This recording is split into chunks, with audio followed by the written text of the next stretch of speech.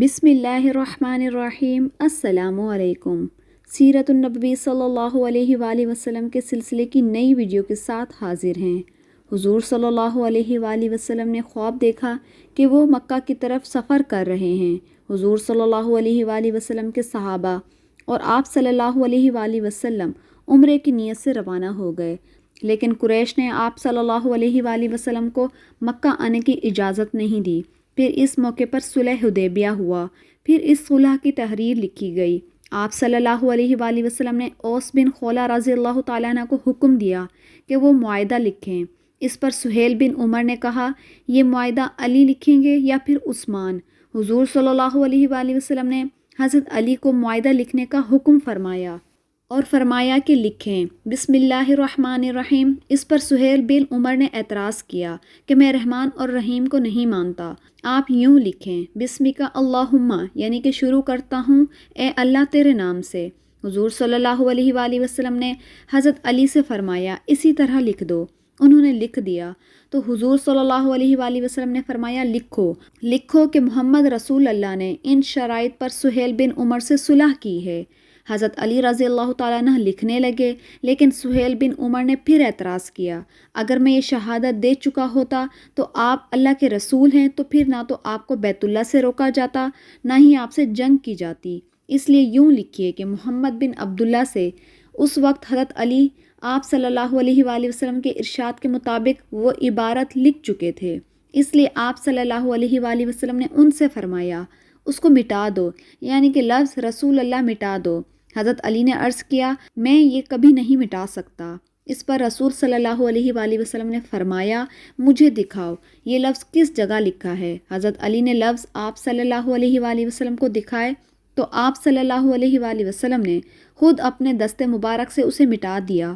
اس کے بعد حضرت علی کو لکھنے کا حکم دیا کہ لکھیں یہ وہ سمجھتا ہے کہ جس پر محمد بن عبداللہ نے سہیل بن عمر کے ساتھ صلح کی۔ اس کے بعد حضور صلی اللہ علیہ وآلہ وسلم نے فرمایا اللہ کی قسم میں اللہ کا رسول ہوں، چاہے تم مجھے جھٹلاتے رہو، اور میں ہی محمد ابن عبداللہ ہوں۔ یہ معاہدہ ابھی لکھا جا رہا تھا کہ اچانک مسلمان حضرت ابو جندل ابن سہیل رضی اللہ تعالیٰ عنہ اپنی بیڑیوں کو کھینچتے ہوئے وہاں تک آ پہنچے۔ مشرکوں نے انہیں قید میں ڈال رکھا تھا اور ان کا جرم یہ تھا کہ انہوں نے اسلام قبول کیا تھا، اسلام چھوڑ دیں یا پھر قید میں رہیں۔ یہ ابو جندل رضی اللہ تعالیٰ عنہ اسی سہیل بن عمر کے بیٹے تھے جو معاہدہ طے کر رہے تھے۔ یہ کسی طرح سے قید سے نکل کر وہاں تک آ گئے تاکہ اس ظلم سے نجات مل سکے۔ انہیں دیکھ کر سب مسلمان خوش ہو گئے اور جان بچا کر نکل آنے پر انہیں مبارکباد دینے لگے۔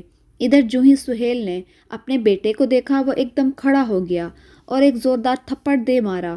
یہ بھی روایت میں ہے کہ انہوں نے چھڑی سے بھی مارا پیٹا۔ مسلمان ان کی یہ حالت دیکھ کر رو پڑے۔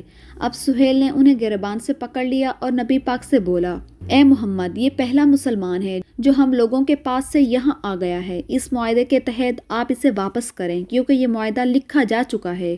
اس کی بات سن کر حضور صلی اللہ علیہ وآلہ وسلم نے فرمایا ٹھیک ہے لے جاؤ۔ اس پر ابو جندل بے قرار ہو کے بولے کیا آپ مجھے پھر ان مشرکوں کے پاس واپس بھیج دیں گے؟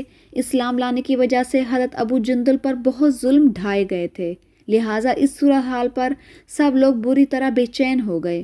اس موقع پر حضور صلی اللہ علیہ وآلہ وسلم نے فرمایا ابو جندل صبر اور ضبط سے کام لو، اللہ تعالیٰ تمہارے لیے اور تم جیسے مسلمانوں کے لیے کشادگی اور سہولت پیدا فرمانے والا ہے۔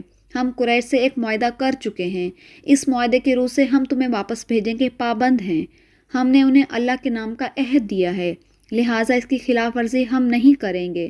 مسلمانوں کی آنکھوں میں آنسو آ گئے، وہ بے تاب ہو گئے۔ حضرت عمر جیسے شخص بھی رو پڑے، لیکن معاہدے کی وجہ سے سب مجبور تھے۔ اس طرح ابو جندل رضی اللہ تعالیٰ عنہ کو واپس بھیج دیا گیا۔ ابو جندل رضی اللہ تعالیٰ عنہ کا اصل نام آس تھا۔ ابو جندل ان کی کنیت تھی۔ ان کے ایک بھائی عبداللہ بن سہیل بھی تھے جو ان سے بھی پہلے مسلمان ہو چکے تھے۔ عبداللہ بن سہیل رضی اللہ تعالیٰ عنہ مشرکوں کے ساتھ بدر کے میدان میں مسلمانوں سے لڑنے کے لیے آئے تھے، لیکن بدر کے میدان میں آتے ہی یہ کافروں کا ساتھ چھوڑ کر مسلمانوں کی صفوں میں شامل ہو گئے۔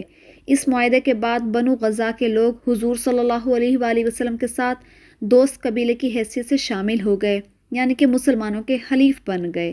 معاہدہ تو لکھا جا چکا تھا، تو دونوں طرف سے اہم لوگوں نے ان پر بطور گواہ دستخط بھی کیے۔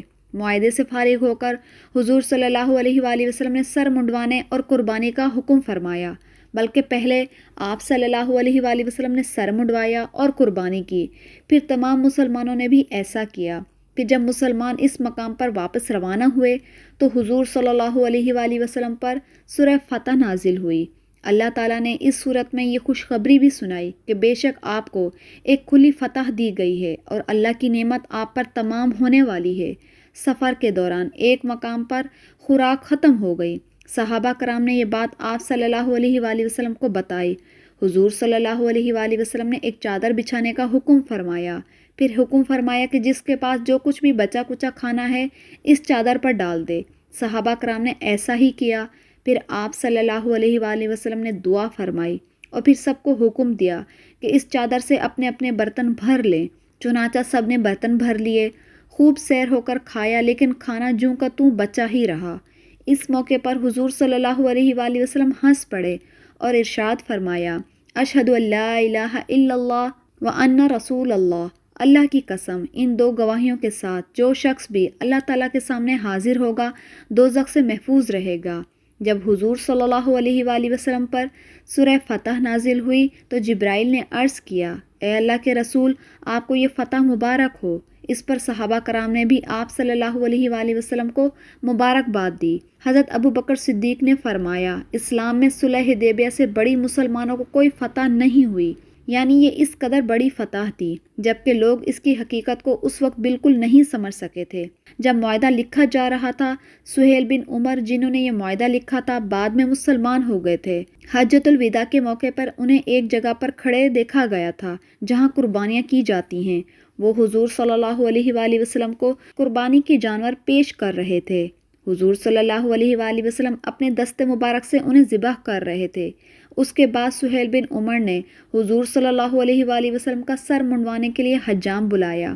اس وقت یہ منظر دیکھا گیا، حضور صلی اللہ علیہ وآلہ وسلم کا جو بال بھی گرتا، سہیل بن عمر اسے اپنی آنکھوں سے لگاتے۔ اندازہ لگائیے کہ ان میں کس قدر زبردست تبدیلی آ چکی تھی۔ صلح حدیبیہ کے موقع پر وہ رسول اللہ کا لفظ لکھنے جانے پر طیش میں آ گئے تھے اور اب حضور صلی اللہ علیہ وآلہ وسلم کے بالوں کو آنکھوں سے لگا رہے تھے۔ اسی سال 6 ہجری کو شراب حرام ہوئی۔ حکم آنے پر لوگوں نے شراب کے مٹکے توڑ دیے۔ شراب بارش کے پانی کی طرح نالیوں میں بہتی ہوئی نظر آئی۔ سیرت النبوی صلی اللہ علیہ وآلہ وسلم کی نئی ویڈیو کے ساتھ حاضر ہوں گے انشاءاللہ۔